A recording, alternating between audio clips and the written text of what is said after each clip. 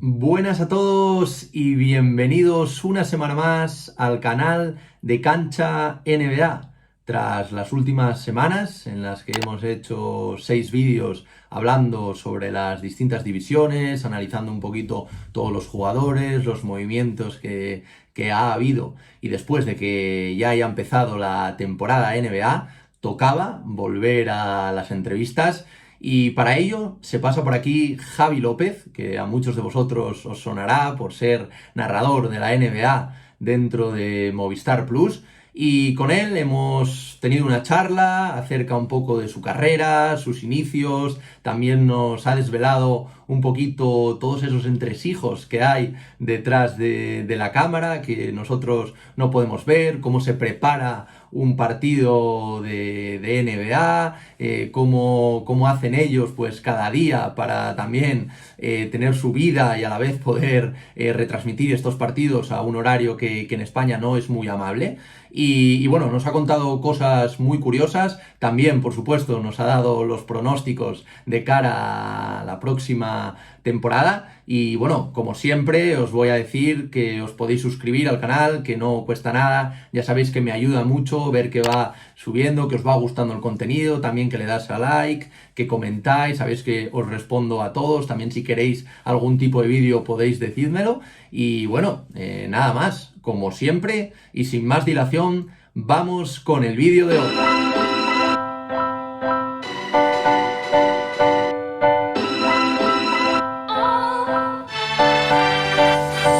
Buenas a todos y bienvenidos una semana más al podcast de Cancha NBA. Y bueno, después de los 6 episodios en los que hemos analizado la previa de las diferentes divisiones, hoy volvemos con algo que os gusta mucho, como son las entrevistas. Y como ya lo estaréis viendo, si lo estáis viendo en YouTube, aquí está Javier López. Javier, ¿qué tal? ¿Cómo estás? ¿Qué tal, tío? Encantado, un placer pasarme por aquí. Y aquí, escondiéndome del pequeño, me voy volviendo por casa y ya me he encontrado un sitio más o menos ahí para poder tener un ratito. Bueno, ahora hablaremos de eso, que sé que tienes una paternidad muy reciente, entonces hablaremos también un poquito de eso y cómo haces para llevar el trabajo con el peque. Pero bueno, antes de nada, para los que no te conozcan, que yo creo que si estás dentro del mundo de la NBA, ves Movistar, al final o te suena la cara o te suena la voz, evidentemente, porque ya llevas, creo que son como 8 años en Movistar, por ahí más o menos, ¿no?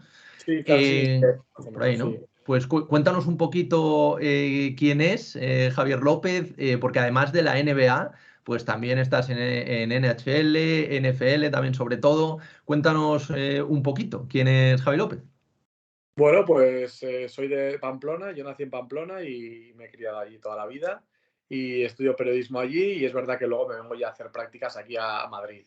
Y hice un poco de todo, la verdad. Cuando terminé la carrera, un poco antes de terminar, pues fui probando porque pues, no sé, es lo típico que me gustaba mucho el deporte, pero tampoco es que tuviera muy claro dónde podía acabar o qué quería hacer exactamente. Sabía que me gustaba el deporte y que me gustaba concretamente algunos deportes, ¿no? Aunque en general soy muy polideportivo. Y me vine un verano al diario Marca, fue el primer sitio donde estuve. Luego estuve ya el siguiente verano, ya terminada la carrera, estuve en la COPE y a partir de ahí me gustó todavía más, igual un poco más la radio que la prensa. Y a partir de ahí hice un pequeño curso, una especie de máster, pero que era un curso pequeño tal. Y ahí volví a estar otra beca en COPE y entré a ser becario de Movistar. Había algunos profesores de ese curso que eran periodistas de, bueno, mis compañeros ahora, un compañero, y a partir de ahí entré, pues creo que fue, no, han pasado ya 11 años, de becario entré hace 11 11 años. años. Y bueno, poco a poco, imagínate, pues lo de siempre, ¿no? Al final pasas un poco por todos los lados, al principio no te quedas después de la beca, luego te llaman para alguna cosa, luego vas entrando poco a poco y poco a poco fui entrando sobre todo en fútbol. Yo estuve 3 años prácticamente, casi 2 años y pico, locutando resúmenes de fútbol, todos los partidos de la liga de segunda división, de Champions, de Copa del Rey, y era un poco pues, el que ponía la voz, ahí fui cogiendo un poco de experiencia y tal, la verdad que yo me lo pasaba bien un poco con todo, pero es verdad que poco a poco ya dentro de la empresa pues ya empiezo a contar un poco más para los deportes pues que igual pues se me daba mejor o tenía un poco más afinidad, ¿no? Que al final era el básquet, la NBA, ahora la NFL también desde hace unos años. Y ahí me he ido, bueno, haciendo un poquillo un hueco, pero la verdad que me gusta hacer de todo y me gusta que me utilicen para lo máximo posible. ¿Y de dónde viene tu afición por el baloncesto? ¿Lo practicabas de pequeño? ¿Simplemente te gustaba verlo? Cuéntanos un poco cómo empezó esta afición. Nada, era un friki de Montes y de Daimiel, de verlo en casa. Yo no jugaba a básquet, de hecho yo he jugado siempre a fútbol y por esa afición que tenía, que era un enganchado absoluto a las retransmisiones de Anthony y de Montes, bueno, fui empezando a ver cada vez más o menos cuando llega Iverson, 97, luego 98, más o menos por ahí es cuando empiezo a ver ya mucho.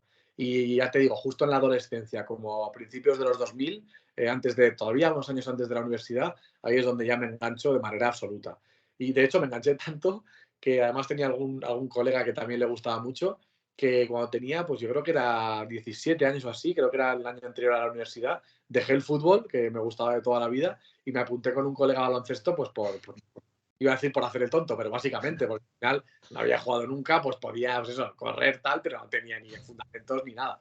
Y estuve un año jugando, luego volví al fútbol, que era más lo mío, pero estuve un año jugando, pues simplemente por eso, porque me gustaba mucho la NBA, me gustaba la competición y ahí empecé a verlo mucho. Es verdad que mi padre en casa siempre ha sido muy polideportivo también y veíamos todo tipo de deporte. Y acabas de comentar el Allen Iverson, pues evidentemente mucha gente se enganchó con un jugador de estas características, pero aparte de Iverson, ¿te acuerdas de otros jugadores por los que tú digas que te enganchaste a la liga? A mí, por ejemplo, en mi caso me pasó pues con Pau Gasol, evidentemente, coincidiendo cuando llega a Memphis. En tu caso, ¿qué jugadores fueron estos? ¿Qué equipos también? ¿Cómo fue un poco tus inicios dentro como espectador de la NBA? Bueno, siempre digo, ¿no? Mi jugador favorito como tal, y además coincidiendo con esa etapa de adolescente, era Jermaine O'Neal. Y tampoco sé muy bien, o sea, no hay un motivo por el que pueda decir que no era el mejor tampoco, no era un Sí. muy buen jugador, pero tampoco era el mejor.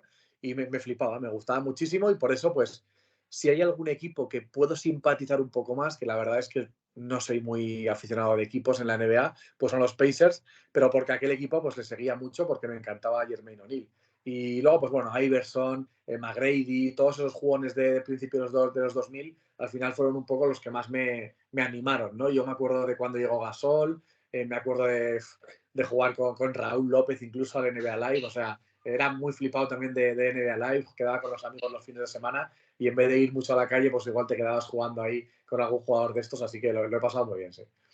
Y como comentabas, ya no solo la NBA, sino también ahora se te ve mucho en temas de NFL, incluso también NHL, también con temas de hockey, también creo que has comentado. ¿De dónde te viene un poco esta afición, ya no por el deporte, sino también un poco por todo el concepto del deporte americano, ¿no? Como los americanos también lo venden, todo este marketing bueno, tú conocerás mejor que nadie que envuelve al deporte dentro de América. Bueno, es verdad que a la NHL llegué un poquito más tarde, ya con, yo diría, 17, 16, 17, pero la NBA y la NFL las veía desde pequeño en casa, la verdad. O sea, en casa gustaba el deporte y además del fútbol, pues se veían más cosas. Y yo recuerdo, pues, de la NFL desde muy joven. Recuerdo algún artículo en el diario As de Mariano Tovaria en el 98, 99, o sea, era bastante pequeño. Y lo empecé a ver en la tele, también en Movistar. Y es verdad que esas dos competiciones siempre las he seguido mucho, o sea, mucho, mucho. Y el hockey, no, es verdad que no tenía tanta afición, por supuesto en casa no se veía, pero bueno, empecé a animarme ya con 17, 18, ya ahí en el 2003, 2004, 2005, recuerdo, y fui cogiéndolo un poquito más. Es una competición mucho más minoritaria aquí en España, Ujú. mucho más a veces complicada de ver para la gente que empieza, pero es un deporte súper rápido, súper entretenido y es verdad que cuando vas conociendo un poco, la verdad que es un deporte que engancha bastante. Y desde ahí empezó un poco el tema. Luego, lo típico también, hay que decirlo, los años de universidad ya muchas veces estás a otras cosas, sales más, pues sí, sigues siendo aficionado, pero tampoco, pues de otra manera un poco, pero siempre he estado bastante conectado a las tres, sobre todo desde la adolescencia, a la NFL muchísimo y a la NBA igual, sí, a las dos.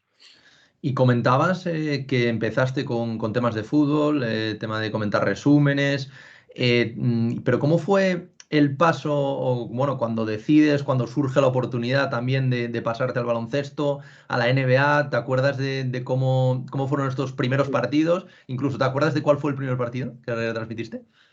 Bueno, yo, claro, hacía un poco de todo, ¿no? Hacía sobre todo fútbol, pero hacíamos un poco de todo. Y para mí un momento importante creo que fue cuando, pues yo diría que es verano de 2015, si no me equivoco, cuando vuelve la Liga Endesa a Movistar, la competición nacional. De esa forma, la NBA ya llevaba toda la vida, pero de esa forma se crea como una especie de equipo de básquet, de mini redacción, ¿no? Somos un grupo pequeño, 4, 5, 6 redactores, donde, bueno, pues coincidía con, pues, la verdad, mis mejores amigos aquí en Madrid y en la profesión, con Alex Perona, con David Pérez Pacios, que ahora es narrador en DAZN, con Nacho Jouve, que también está en Movistar, y ahí es donde se forma un pequeño equipo que eso nos da un poco la oportunidad, porque hacía falta, porque se acaba de comprar la Liga Endesa, pues de hacer vídeos, de trabajar para programas, para un programa que se llamaba Clubers, ¿no? Para programas de básquet y cosas de básquet en la redacción, que antes no existía tanto. Yo había hecho cosas para la generación, vídeos sueltos, pero no había un equipo tan de básquet. Y eso fue un poco la entrada en básquet. Y sí que recuerdo, no fue el primer partido, porque yo creo que, ya sabes que hay partidos todas las noches en directo, pero luego es verdad que en diferido hay algunos más, durante la semana, 2, 3, y se locutan en un locutorio. Yo recuerdo haber hecho algún partido en diferido, para ayudar, sobre todo para echar una mano. Recuerdo un partido de Oladipo que metió 40 puntos. Algunos recuerdo, pero ya el primer partido oficial como narrador por las noches, de verdad, ¿no? Ya como parte de la plantilla que narraba NBA por la noche, es el primer partido de LeBron con los Lakers. Es un Lakers-Portland a las 4:30 de la madrugada y con Piti Hurtado, que fue con el que empecé ese año. Esta va a ser la quinta temporada, hace 4 años y pico. Y ese fue el primer partido de noche, o sea, la primera transmisión en directo en un plató por la noche. Fue el primer partido de LeBron en Portland, que si no recuerdo mal pierden, me parece que pierden. ¿Y qué tal esta primera retransmisión? Porque te he escuchado por ahí en algún podcast que decías que al final, pues evidentemente seguís preparando cada partido concienzudamente, pero que claro, que tú los primeros partidos llegabas ahí casi con una Biblia en papeles que al final no utilizabas ni la mitad, pero claro, que ibas muy, muy preparado por lo que pudiera pasar, ¿no? Sí, es verdad que cuando haces alguna cosa en locutorio, ya sea un partido o cualquier locución de algún programa, al final no es en directo, eso hace mucho, y luego encima tienes una sensación de seguridad, ¿no? De que estás tú con tus cosas, con tu agua, con tu tal, y eso al final te protege muchísimo. Y claro, vas a una retransmisión, sabes que es en directo, sabes que son 2 horas y media más o menos, antes un poquito más incluso duraban los partidos, y vas con esa cosa de decir, en ningún momento puedo quedarme en blanco, no tener de qué hablar o tal.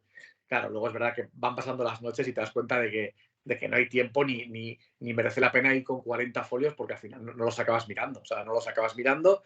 Al final, encima, el narrador, yo siempre lo comento, pero es verdad que cuando he estado con Piti, con Ramón, ahora con Anthony, por supuesto, con cualquier comentarista, ellos van más preparados que tú en el sentido en torno de los jugadores, de los equipos, información, y al final tú un poco conduces, narras las jugadas, pero tampoco ni lo haces demasiado de meterte en cosas más profundas, ni creo que sea mi trabajo, ¿no? Al final yo soy un poco más el conductor, el narrador, y sí que es cierto que aquellas veces me pasaba un poco de primeras. Era normal, yo qué sé, quieres estar seguro y a la semana, 2 semanas, 3, dices, vale, ya conozco a los jugadores, no voy a tener problema, voy a sacar las plantillas, voy a sacar unos cuantos temas apuntados y a partir de ahí tómatelo con tranquilidad, que no es para tanto, ¿no?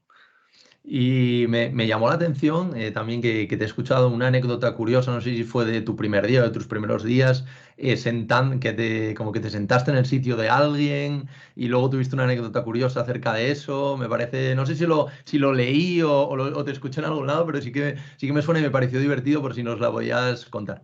Sí, es que el primer día que llego de becario, pero eso era Ujú. mucho antes, imagínate, yo creo Sí, que era sí, sí, sí. septiembre de 2011, yo creo que era.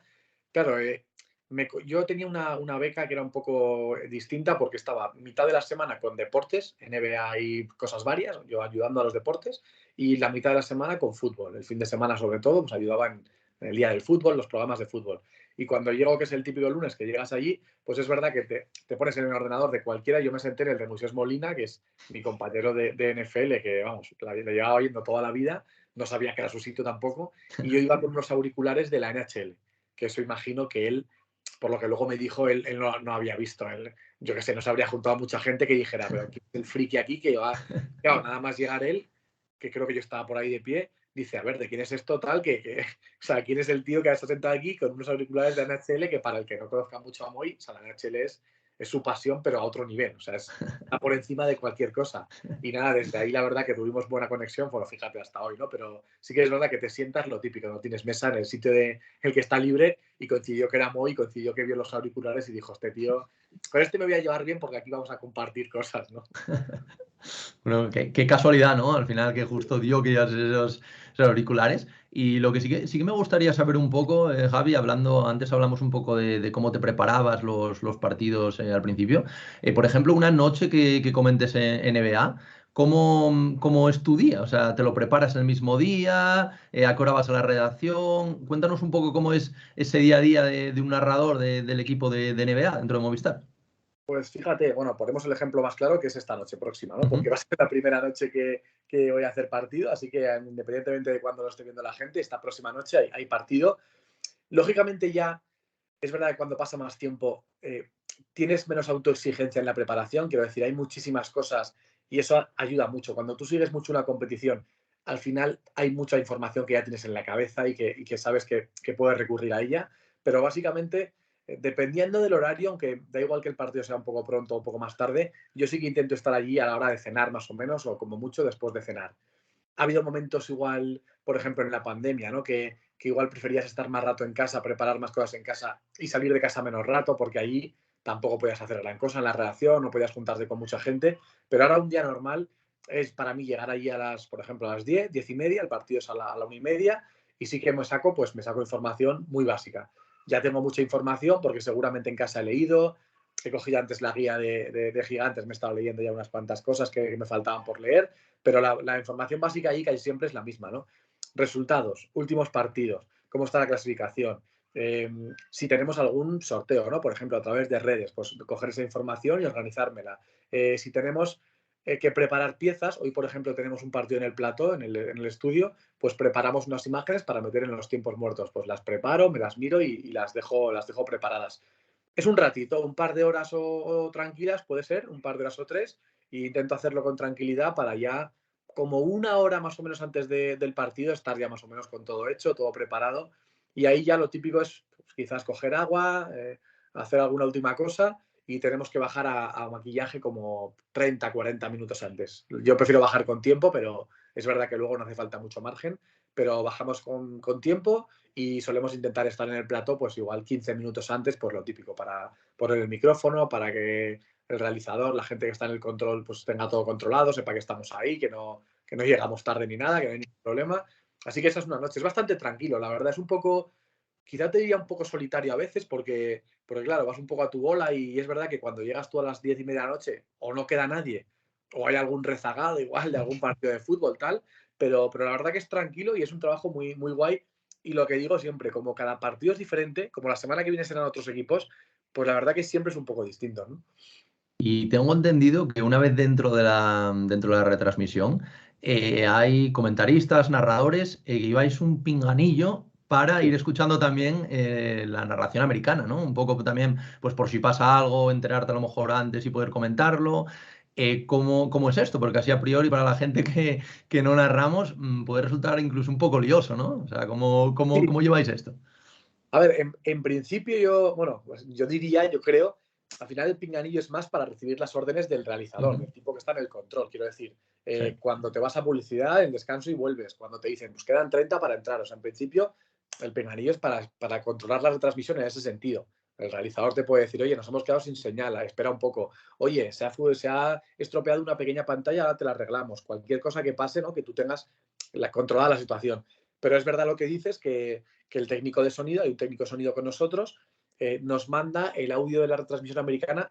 Hay gente que prefiere no tenerlo, pero Ujú. nos lo manda bajito por detrás, al fondo en el pinganillo. Y la verdad que yo creo que es muy útil. Yo creo que es muy útil porque, fíjate, incluso en estos tiempos, ¿no? Que todos estamos con Twitter y tal, si pasa cualquier cosa más o menos te vas a enterar, pero incluso en estos tiempos, yo, por ejemplo, el móvil, hombre, le voy echando un vistazo de vez en cuando, pues si pasa algo, pero yo intento también estar bastante metido en el partido y a mí me viene bien. Si pasa algo, viene bien. Yo tuve no sé si suerte o no, pero estuve el 11 de marzo de 2020, el día que empezó la pandemia, que fui el Ujú. que le tocó el partido de Rudy Gobert, famoso, que fue, encima lo retransmitíamos. Sí.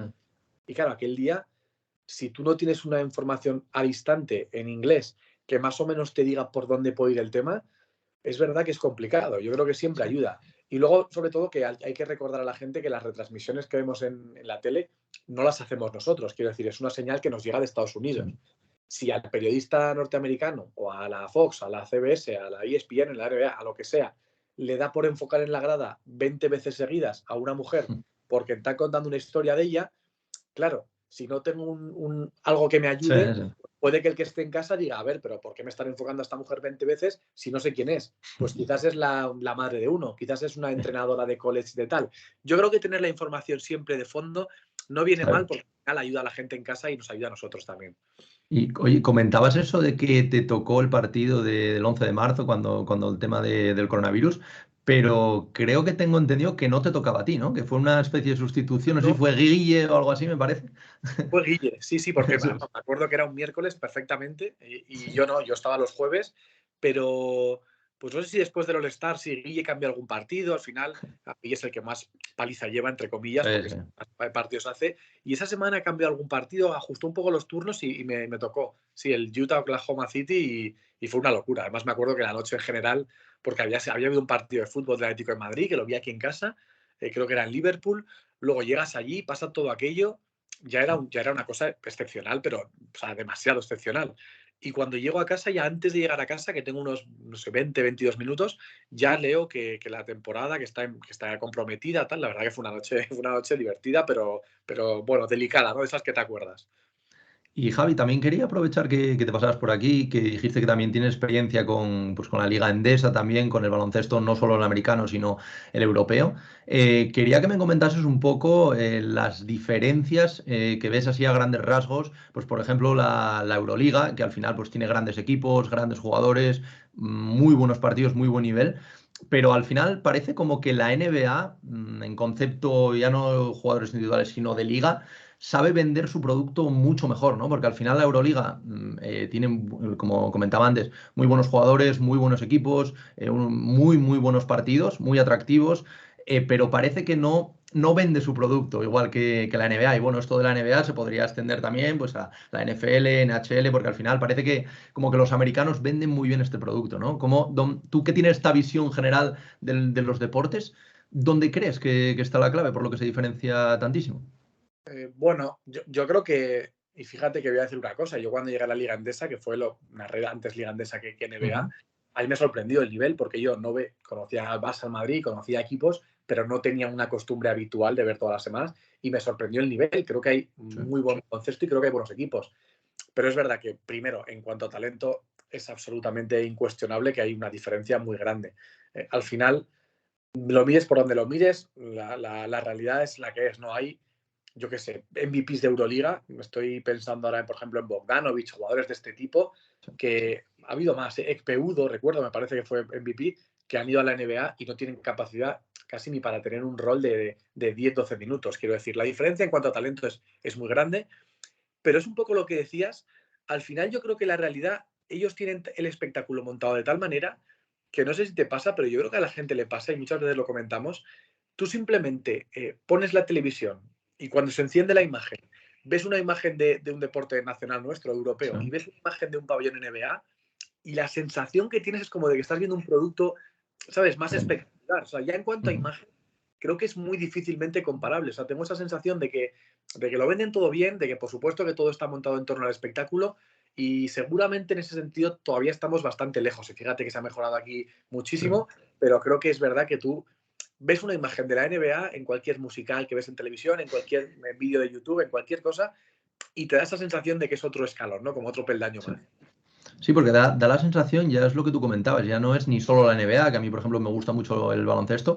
Yo la NFL no la suelo ver en plan a diario, semanalmente, pero me puedo poner un partido y puedo disfrutar con ello, porque al final es el espectáculo, cómo te venden todo, cómo es todo, y bueno, ya no te digo nada la Super Bowl, que me parece un espectáculo ya a otro nivel, pero da la impresión eso, ¿no? De que nos sacan varios años en tema espectáculo, tema también la NBA los últimos años se ha expandido prácticamente con escuelas por todos los continentes.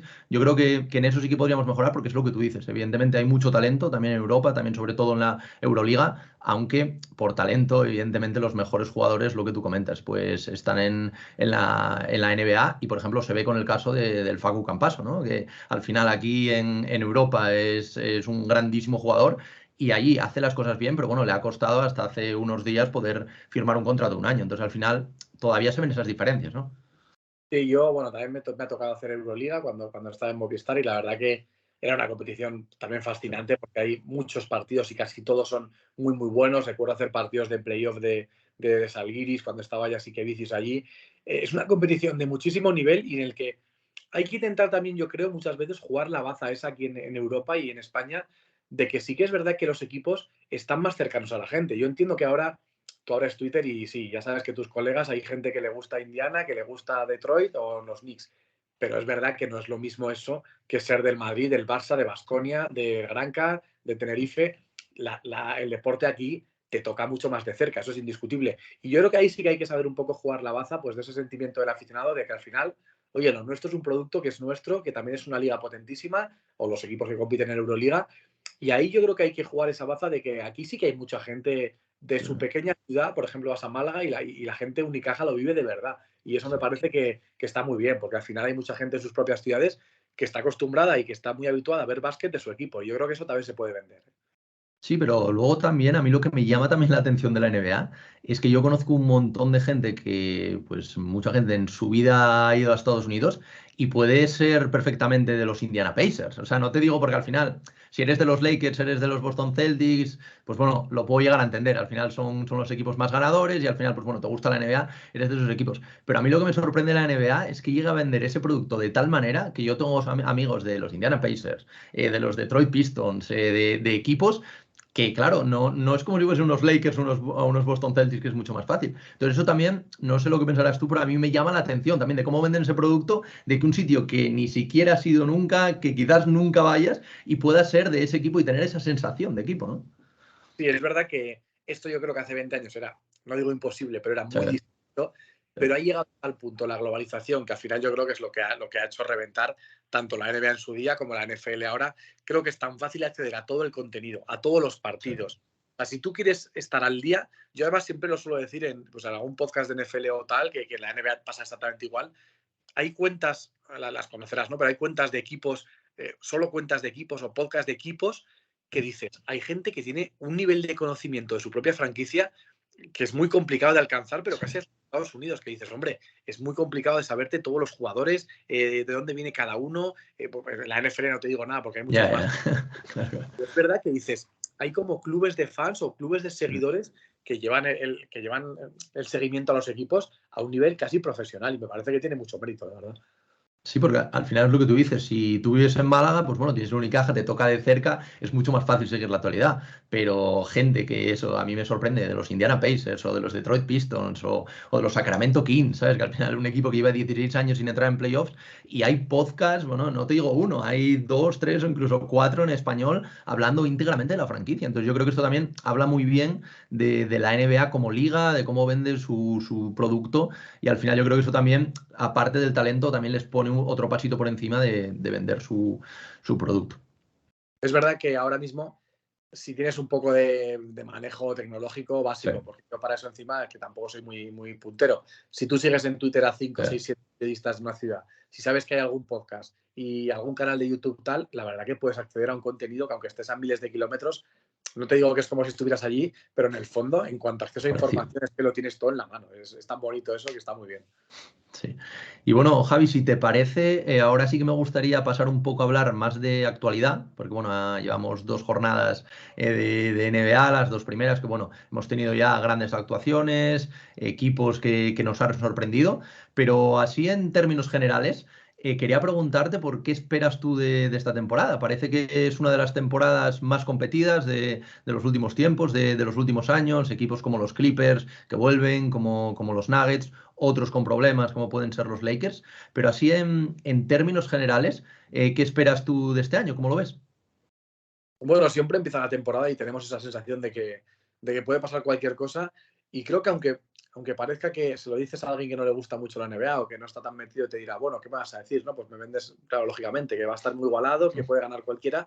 Pero la verdad que se ha demostrado estos últimos años que no, que no es todo tan sencillo como parece al principio. Que sí, viene de ganar Golden State, pero ha estado 2 o 3 años sufriendo. Y Phoenix y Milwaukee y Filadelfia puede ser aspirante, pero empieza mal. Yo creo que hay infinidad de historias siempre en una liga tan completa como la NBA y creo que esa es una de las ventajas y una de las cosas más bonitas que tiene. Seguramente ahora al empezar, al final te vas a lo básico, pues te extrañaría mucho, ¿no? Que Boston, que Milwaukee, que Brooklyn, que Filadelfia no sean equipos muy punteros. Te extrañaría mucho, como decías tú, que Clippers no mejore mucho, que Denver, si Jamal Murray puede volver bien, no mejore, que Memphis siga creciendo. Pero luego encima seguro que hay 2 o 3 o 4 historias que ahora mismo no tenemos tan en mente, como por ejemplo Cleveland el año pasado, y que van a dar que hablar. Así que a mí lo que me gusta mucho de estas primeras semanas es empezar a ver jugadores, empezar a ver sensaciones y sobre todo, por ejemplo, ¿no? En el caso de más actualidad todavía, pues poder ver a Zion, poder ver a Kawhi esta próxima noche, poder ver a Jamal Murray, a ver si es que aguanta sano. Pues ver a jugadores que han estado tiempo fuera es uno de los atractivos que yo tengo en estas primeras jornadas. Y hablando de jugadores, como dices ahora, ¿tú eres más de jugadores o más de franquicias? Porque sí que es verdad que también la NBA es una liga que mucha gente sigue por determinados jugadores. Y al final, tú si te gusta LeBron, pues antes eres de Cleveland, ahora eres de Lakers, en su día fuiste de Miami. O sea, tú, ¿por qué lo sigues más la liga? ¿Por tema de jugadores o más por tema de franquicias? Absolutamente de jugadores. Jugadores. Absolutamente. Yo es verdad que puede haber un momento determinado que, además, con narrador a veces te puede pasar, ¿no? Que durante una temporada haces a muchos equipos Sí, y si tienes la mala suerte que hay un equipo que le haces 2 veces, justo esos 2 días está flojete o juega muy espeso tal y dices, joder, este equipo, pues la verdad que, bueno, no es que me caiga mal, ¿no? Pero dices, joder, otra vez me da un poco más de pereza. Pero al final, y siempre yo creo que como profesional de esto, pero también como espectador, cuando lo seguía más joven, al final lo que quieres ver es a los buenos. Y si tú tienes que ver un partido de Morant, ahora mismo sabes que seguramente te lo vas a pasar bien. Me apetece ver a Sayo, me apetece ver a Embiid, a los supercracks. Y creo que al final es lo que te decía un poco antes. Hay tanta diferencia en cuanto a talento, o sea, sí, son tan exageradamente buenos todos los jugadores que hay allí que cada noche es verdad que puede haber una noche 3 partidos, otra 10, otra 12, pero sí. cada vez que terminas viendo actuaciones espectaculares y eso es una ventaja de la liga, porque al final creo que atrae al espectador todos los días y hay muchísimas cosas que ver. A mí me encanta ver a los jugadores buenos y sobre todo a los que lo hacen bonito también, porque es verdad que yo siempre digo, soy fan de LeBron, por supuesto, ¿no? O de Giannis Antetokounmpo, pero es verdad que a mí los buenos momentos de Durant o de Stephen Curry o de Ja Morant ahora, de jugadores igual muy visuales, muy Sí. estéticos, pues me llama mucho la atención. Y hablabas ahora de grandes nombres dentro de la liga, pero de ahí me gustaría preguntarte por los equipos, tanto conferencia este como conferencia oeste, que a priori, porque luego todos sabemos que cambia muchísimo a lo largo de la temporada, sobre todo con el tema de lesiones, a priori tú ves mejor a día de hoy o para unos hipotéticos playoffs o que ahora, a día de hoy, viendo cómo están las plantillas, porque luego evidentemente puede haber algún tipo de cambio, pero ¿qué equipos ves un pasito por delante del resto en ambas conferencias? Bueno, en el oeste yo creo que Golden State y Clippers para mí están un poquito por delante. No meto a Denver porque tengo la sensación de que no sé exactamente. Es verdad que Murray está lesionado y Sí, que Porter también y que por otra parte Kawhi también. Pero es verdad que los Clippers para mí no han tenido mucha prensa, pero incluso en muchos momentos sin Kawhi han sido equipo o de playoff incómodo, de segunda sí, ronda y de, vale, terminan perdiendo, pero terminan perdiendo 4-2 y sabes que son un equipo duro. No sé, para mí creo que sí que tiene ese nivel de dar un paso más. Los Warriors creo que si no pasa nada raro van a estar ahí porque es un equipo que juega demasiado bien y que tiene demasiado talento. Y es verdad que no meto, por ejemplo, a Dallas o a Phoenix porque a mí me decepcionaron un poquito. O sea, Dallas creo que el año pasado consiguió más de lo que yo esperaba. Creo que consiguió un poquito más de lo que esa plantilla tiene. Tengo la sensación y además Branson fue un jugador importante y ya no está. Y el otro era Phoenix, que a mí Phoenix me decepcionó un poquito. Sí que creo que tienen todas las herramientas para ser un equipo que aspira a ser un equipo sí. finalista o a llegar lejos, pero es verdad que a mí el año pasado en playoff me decepcionaron un poquito porque ya no solo fue perder, sino fue un poco jugar bastante peor de lo que les hayamos visto jugar. Yo ahí tengo unas poquitas más de dudas. En el este, la verdad que no me salgo mucho del Boston, Milwaukee, Filadelfia y Brooklyn. Filadelfia y Brooklyn quizás un peldaño por detrás porque sigue habiendo algunas dudas. Yo, fíjate que soy de los fans de Harden, por decirlo así, de la gente que sí que le gusta mucho Harden, pero es verdad que tanto Filadelfia como Brooklyn tienen que demostrar un poquito más. Me apetece ver a Simmons, a ver cómo puede sumar en Brooklyn, pero creo que tienen que demostrar más. Y Boston y Milwaukee creo que son igual como opciones más fiables, ¿no? Un poco más sólidas, que sabes que son equipos bastante hechos, que no van a sorprenderte para lo mal, pero bueno, a ver si vuelven a repetir. Siempre se cuela alguno. Yo Chicago, por ejemplo, si no hubiera tenido la lesión de Alonso y si siguiese creciendo, creo que es un equipo para intentar llegar un poquito más cerca. Atlanta llegó a una final de conferencia, pero a mí no me convence tanto en ese sentido. Bueno, no creo que nos salgamos mucho de ahí. ¿Y Miami? ¿Cómo lo ves de cara a este año? Miami, no sé, la verdad que el año pasado hubo momentos en los que parecía el equipo más duro de ganar, Sí. aunque yo creo que por talento no lo era tanto. No sé, yo tengo la sensación, fíjate, y me encanta Jimmy Butler, ¿no? Por Ujú. ejemplo, vaya, es un gran jugador, es un nivel all-star. Pero también es verdad que tengo la sensación de que Jimmy Butler, siendo un magnífico jugador, al final tampoco termina de ser un Stephen Curry, un Joel Embiid, ni siquiera quizás un Jason Tatum, ¿no? Por supuesto, Giannis. Jugadores que luego en esos momentos de playoff siempre te dan un poquito más. Y yo creo que Butler es un complemento perfecto, es un jugador de primerísimo nivel y además, yo diría, de los más completos defensa-ataque de la liga. Pero claro, solo con Butler y con Adebayo, si no hay algo más o si el equipo no está, pues por ejemplo, un Tyler Hero, ¿no? Que pueda ser un jugador de 25 puntos por partido y que realmente dé un paso adelante y se convierta en un jugador como Devin Booker o en un jugador más estrella, yo creo que a Miami le falta un poquito más de soltura, de juego, de talento puro, lo que es para los playoffs. Luego es verdad que competir van a competir muy bien. Y estamos hablando ahora de los favoritos. Sí que me gustaría preguntarte por dos ejemplos, uno en cada conferencia. Uno en cuanto a sorpresa, que lo comentabas antes, que todos los años hay una sorpresa. El año pasado, por ejemplo, Cleveland. Entonces, dame una sorpresa de cada conferencia y un equipo que veas tú que puede llegar a ser una decepción. Por ejemplo, imagínate, no sé, a lo mejor Dallas Mavericks, que después de una final de conferencia, pues a lo mejor no llega tan arriba, porque el año pasado sí que estoy completamente de acuerdo contigo y creo que fueron un pasito más de lo que tocaba, por llamarlo de alguna manera. Entonces, dame un par de ejemplos de cada uno que veas tú así a priori, aunque evidentemente es muy difícil pronosticar. Sí, yo Dallas lo tengo claro, la verdad. O sea, me parecería, es que no sé, me parecería Sí. muy complicado que repitieran una final de conferencia, ya no que vayan a más, sino que repitan, no sé, es un equipo que incluso jugando bien o haciendo las cosas medianamente bien, si cae, por ejemplo, en primera ronda, tampoco me parecería algo tan extraño viendo lo que hay en el oeste. Es verdad que luego en el oeste yo creo que es de los equipos que más apetece ver ahora, sobre todo por lo de Sion, pero yo creo que Pelicans, si el equipo sigue creciendo, me parece que es un equipo para, no sé si para llegar muy lejos, pero por lo menos para que digan, oye, somos un competidor en el oeste, y eso ya es decir mucho, que sea un equipo que se pueda meter cuarto, quinto, que pueda ganar una ronda de playoff, que pueda por lo menos ponerle las cosas difíciles a los buenos equipos. El año pasado se cuelan un poquito ahí, ¿no? En la recta final y al final, pues bueno, no era lo mismo, yo creo que no tenían las mismas armas, pero dejaron sensación buena y a mí sí que me parece que este año tienen que intentar dar ese paso y ser una revelación, ser pues eso, un Memphis, ¿no? Otras temporadas, un equipo que digas, oye, Sí. podemos ganar muchos partidos, podemos competir en playoff, quizás no vamos a llegar a la final de la NBA, pero sí que creo que es un equipo que debe estar ahí. Si vamos al este, lo del este me parece una locura, porque la verdad que yo sí que el año pasado veía como una diferencia más clara entre los 4 5, ¿no? Como decías, con Miami, equipos más fuertes y el resto. A mí los Knicks se me cayeron, Atlanta se me cayó. Chicago es el único equipo que creo que junto a Cleveland puede dar ese salto.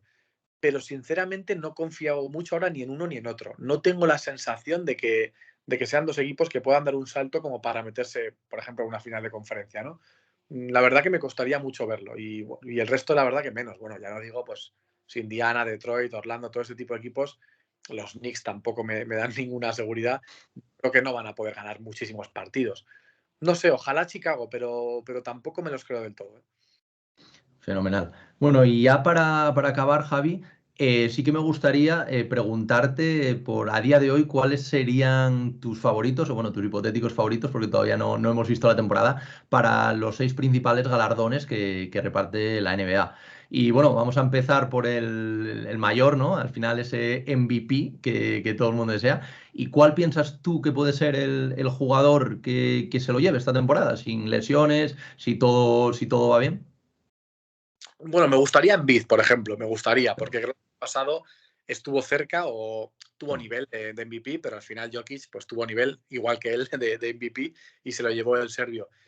Al final yo siempre digo que en el premio MVP hay una clara importancia del equipo. O sea, tú puedes ser Stephen Curry, pero si hay lesiones y el equipo acaba quinto, aunque luego ganes la NBA, ¿no? Si el equipo acaba quinto, por el número de victorias seguramente es más difícil. Puede ocurrir algún caso muy excepcional, como aquel triple doble de Westbrook, cosas muy extrañas, pero yo creo que va a estar entre los favoritos. Si yo tuviera que elegir uno por gusto, me gustaría que fuera Embiid, porque eso significaría que vuelve a estar de cine y que Filadelfia ha ganado muchos partidos, que creo que estaría bien. Si tuviera que jugarme un euro, como diciendo qué creo que puede pasar, pues quizás apostaría más por Giannis, por ejemplo, ¿no? Por algo más, pues que sabes que es una máquina, que no va a fallar, que encima físicamente la verdad que se puede tener algún percance, pero lo normal es que sea un martillo pilón, así que igual pues Giannis o el propio Jokic sean apuestas más seguras, ¿no? Fenomenal. Nos quedamos entonces con Giannis para el MVP y ahora, y ahora vamos a un premio que ha tenido un poco de polémica en los últimos años, como es el de hombre más mejorado de la temporada, porque al final antes se daba a estos jugadores que no se conocían quizás tanto, que daban este pasito adelante y desde hace ya unos años para aquí, sobre todo el año pasado ya con Ja Morant, al final se le da a una estrella llamada a ser superestrella que da ese pasito a superestrella, ¿no? ¿Cómo ves primero que se haya cambiado un poquito este discurso de la NBA respecto a este premio y quién te pega que podría llegar a serlo este año? No lo veo muy bien, o sea, es verdad que, claro, no, luego cuando ves lo que pasó con Jamorán, ¿no? Que parece que él, no es que hiciera de menos el premio, pero sí, ¿no? Parecía como que él, pues, un poco iba muy por ahí, por la labor de celebrar este tipo de cosas.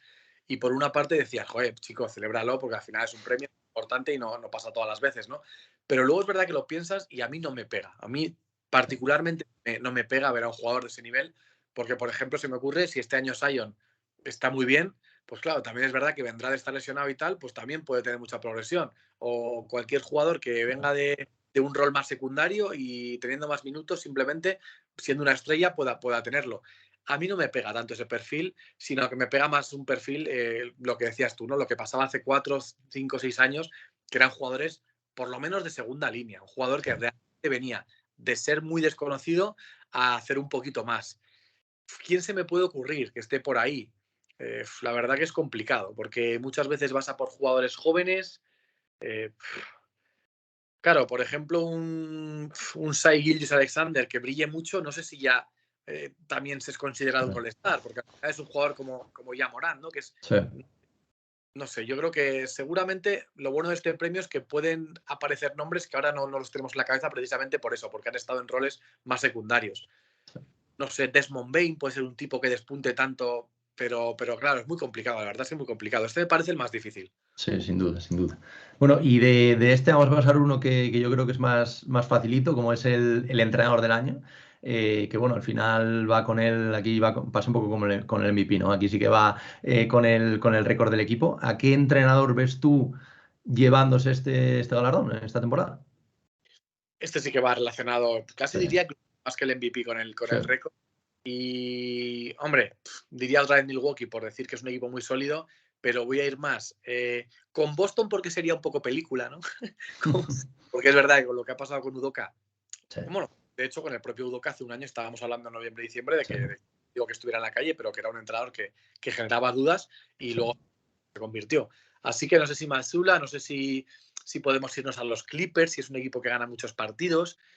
No sé, es un premio que, para empezar, creo que se le da, o sea, se genera menos polémica que con otros, ¿no? Quizás Sí. porque los entrenadores, pues al final te parece como que son menos que los jugadores, venden menos, pero, pero aquí creo que casi seguro va a estar relacionado con la clasificación. Así que yo creo que un malón, si Denver queda segundo o tercero, puede ser perfectamente.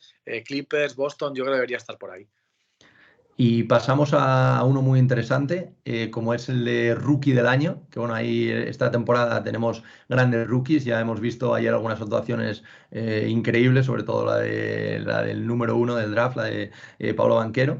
¿Lo ves como claro favorito a día de hoy al Rookie del Año? Porque en todas las apuestas lo dan como muy favorito. ¿Tú cómo ves esto?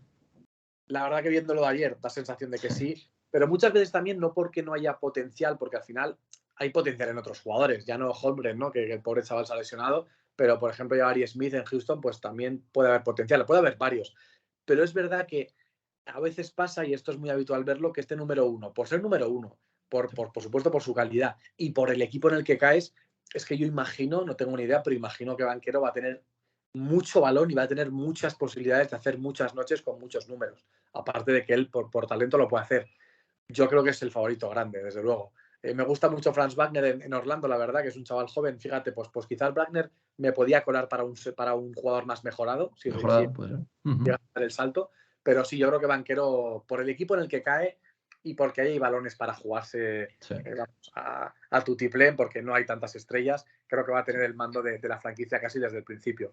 A ver Houston, a mí Jabari Smith y los Rockets me apetece verles porque creo que cuando eres un equipo tan joven, puedes ganar pocos partidos y ser entretenido, y luego encima puede pasarte algo un poco como Memphis, ¿no? Que en algún momento hagas clic y compitas mejor de lo que la gente piensa y ganes más partidos. Sí, sin duda, muy, muy interesante esto. Y luego también me gustaría saber tu opinión respecto al defensor del año, ¿no? Que yo aquí mi apuesta este año fue por Bama de Bayo, que parece que lleva ya varios años reclamando este premio, un poco como Embiid, ¿no? Con el MVP, y al final sería incluso bonito de cara a la galería para la liga que se lo llevase. Pero tú, ¿quién tienes como favorito? Que no sea Gobert, por favor, para que no siga monopolizando este premio. Me gustaría, me apasionaría, porque además, como decía antes con Embiid, lo que supondría, ¿no? De la Sí. temporada, me encantaría que fuera Ben Simmons, me encantaría.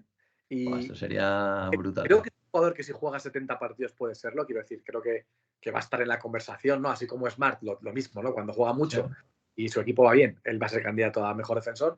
Yo me encantaría ver Simmons, me parecería una magnífica noticia recuperarle. Oye, pues quizás no va a ser un jugador de 30 puntos nunca, porque ya sabemos cómo es, pero un jugador completísimo y que además sea un defensor de élite, que lo es y que tiene el talento para ello, me parecería una gran opción. Y si no, también me gustaría alguno de Clippers, o Paul George o Kawhi. Es verdad que estos quizás tienen más talento ofensivo y no llaman tanto la atención, ¿no? Aunque sean muy buenos defensores, pero me quedo con Ben Simmons, a mí me gustaría mucho. Perfecto, perfecto. Eso sería otra buena historia, ¿eh? Para la NBA. Y bueno, ya por último, el premio al sexto hombre. El año pasado se llevó el bono de Tyler Hero, que ahora parece que ya con su nuevo contrato va a ser titular, o por lo menos ya lo ha sido la pasada madrugada. ¿Quién tienes por ahí en el radar que te pueda pegar de cara a este año? La verdad que este es complicado, complicado, ¿eh? Pero muy complicado. Llevo ya un par de años que, hemos hablado de él antes, llevo ya un par de años que a mí me gustaría que Bogdanovic, que el jugador de los Hawks, fuera más importante. Y yo creo que es un tipo que tiene ese talento para ser muy diferencial si entra desde el banquillo. Pero es verdad que me pasan dos cosas. Primero, que no ha tenido tanta regularidad, ¿no? Aunque es un jugador muy bueno, es un jugador pues, de nivel NBA, desde luego. No ha tenido tanta regularidad y luego ha pasado que muchas veces, como ha habido tantas lesiones, o era titular o aparecía pronto o compartía también muchos minutos con Trey Young y luego al final eso te quita también protagonismo. No sé, quizás no ha tenido esa capacidad de ser tan clave desde el banquillo, pero a mí me parece que es un jugador que puede tener ese nivel. O sea, es Sí. verdad que los europeos no suelen tenerlo fácil, en este sentido, pero me parece que es un jugador que puede tener ese nivel. Es un poco uno de los primeros que se me viene a la cabeza, por ejemplo. Bueno, no está mal, ¿eh? A mí no se me había ocurrido y la verdad que es muy interesante. Y bueno, Javi, ya para finalizar, te voy a hacer la pregunta más complicada de todas, que es, a día de hoy, ¿cuál es la final de la NBA que ves y a qué equipo ves como campeón? ¿Eh? Solo después de 2 noches, ¿eh? Solo te deja, incluso algún equipo no lo hemos visto, pero a día de hoy, después de revisar bien concienzudamente esa guía de gigantes, ¿quién es para ti los dos favoritos? Claro, aquí estamos en lo mismo. ¿Quién creo o quién quiero? Porque claro, Me puedes responder a las dos cosas. ay, Puedes decir quién quieres y quién crees. siempre, esto pasa en todos los deportes, si tengo que decir creo, claro, dejar a Golden State fuera de la final, después de lo que hemos visto, me parece un poco raro, ¿no? Entonces, si no hubiese lesiones, si me pongo en el escenario normal de todos los equipos sin lesionados, yo apostaría algo por un Golden State Milwaukee, por ejemplo. Ahora, para mí, me encantaría, por ejemplo, un Clippers Filadelfia, me encantaría, o un Clippers Brooklyn, me encantaría. Me parece que yo creo que además es bueno para la liga, al menos a mí me ha dado esa sensación estos últimos años, que cada vez que llega un equipo distinto, tienes la sensación de ver algo distinto, ¿no? Y quizás porque veníamos de Golden State Cleveland, de aquella etapa que bueno, era año Claro. otro año, ¿no? Pero a mí, por ejemplo, pues un año Phoenix, Milwaukee y tal, y veías algo muy distinto y creo que también eso le da valor a la competición, porque al final un seguidor que está aquí en España, lo que decías antes, ¿no? Y que conoce a Sí. Lakers y a Celtics de toda la vida, a un seguidor le dices, no, esto es Phoenix Milwaukee, te dice, ¿y quién juega ahí? ¿Quiénes son esos equipos? Pues siempre creo que le da valor a la Sí. liga que equipos que no han llegado tantas veces o que les cuesta más, lleguen. A mí, por ejemplo, Clippers, Filadelfia me encantaría. ¿Y cuál sería ya para acabar tu campeón? En tu final soñada y en la final que tú crees que se puede dar. Pues, hombre, yo si tuviera que poner un favorito en la final que he dicho que creía, diría que Golden State sigue siendo favorito, un poco por delante de cualquiera, pero en mi final soñada voy a poner a los Clippers. Voy a poner a los Clippers. Tengo sensaciones encontradas con los dos, porque Filadelfia me apasionan en BC Harden, o sea, me gusta mucho el talento de ellos dos y que estén en el mismo equipo, pero luego por otra parte no soy muy fan del juego que han hecho los Sixers, de cómo han ido cambiando el equipo, o sea, no, como franquicia no soy muy fan, pero de ellos dos sí. Y los Clippers creo que se han sido injusto con ellos, creo que es un Sí, equipo que parece que desde que fichan a Kawhi nunca han cumplido las expectativas, ya, pero claro, es que es un equipo que no ha contado, el año pasado había, pero decenas de partidos en las que no tenían a ninguno de los dos jugadores, que son jugadores, Paul George fue tercero en la carrera por el MVP hace no demasiado, y Kawhi es uno de los mejores 3, 4, 5 jugadores de la NBA. Yo creo que es un equipo al que se le ha dado más palos sin tener en cuenta que, sinceramente, yo no les he podido ver competir demasiado de tú a tú. Así que me parece que sería justo. Además, Kawhi tiene como esa cosa, ¿no? De MVP ganador con un equipo, con San Antonio, y luego se va a Toronto en ese periodo muy corto y lo mismo, ¿no? hace. Sería la leche que lo consiguieran otro tercer equipo. Sí, sin duda. Bueno, Javi, oye, pues nada, hasta aquí el episodio. La verdad que he disfrutado muchísimo de la charla, conociendo un poquito cómo fueron tus orígenes, también esos entresijos ahí en Movistar de las retransmisiones y bueno, por supuesto, pues un poco estas predicciones que tan difícil son siempre y sobre todo en una liga como tú comentabas, como la NBA, ¿no? Que al final también por el sistema de draft, pues un equipo que hoy está arriba, en 4 años está abajo. Veremos estos Warriors en un par de años, cómo acaban después de todas las renovaciones que tienen que hacer, a quién renuevan, a quién no. Entonces, nada, Javi, oye, darte las gracias por haber estado por aquí casi una horita, por el podcast de Cancha NBA y nada, desearte toda la suerte del mundo también con la reciente paternidad que tienes. Nada, muchas gracias y ya te digo, es que esto pasa siempre, pero si quieres dentro de 4 o 5 meses hablamos y empezamos a tachar todo lo que hemos y vamos, me extrañaría haber aceptado un par. O sea, yo con un par Sí, igual me conformo. Está complicado. siempre pasa lo mismo, siempre pasa lo mismo, es muy complicado. Bueno, Javi, pues nada, oye, a cuidarse mucho y muchísimas gracias por haberte pasado. Un abrazo fuerte.